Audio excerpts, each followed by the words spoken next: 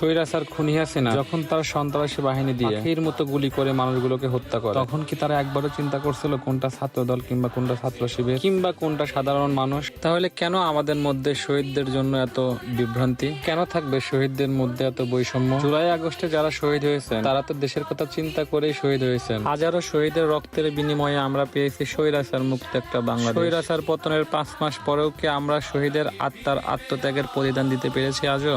আমরা কি পেরেছি শহীদের হত্যার বিচার করতে? তাদের হত্যার বিচার তো দূরের কথা, তাদের নিয়ে যে বিভ্রান্ত তথ্য দেওয়া হয়, এই মানুষগুলোর কি একটু বিবেকবোধ কাজ করে না? একবারও কি তাদের মনে হয় না তাদের রক্তের বিনিময়ে স্বৈরাচারের পতন হয়েছিল? তাদের রক্তের বিনিময়ে আমরা এখন বুক ফুলিয়ে কথা বলতে পারছি।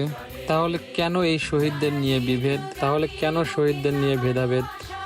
যারা জুলাই আগস্টে শহীদ হয়েছেন তারা তো ভেদাভেদের কথা চিন্তা করে রাস্তায় নামেননি। আমরা কি কোনোভাবে জুলাই আগস্ট শহীদদের রক্তের সাথে বেমানি করছি না? সকল শহীদরা আমাদের কথা চিন্তা করে শহীদ হয়েছেন, তাই আমাদের দায়িত্ব তাদের প্রাপ্য সম্মানটুকু দেওয়া। আমাদের খেয়াল রাখতে হবে কোনোভাবেই যেন তাদের রক্তের সাথে বেমানি না করা হয়। জুলাই আগস্টে হাজারো মায়ের সন্তানের রক্তের বিনিময়ে আমরা পেয়েছি স্বৈরাচার মুক্ত একটি বাংলাদেশ।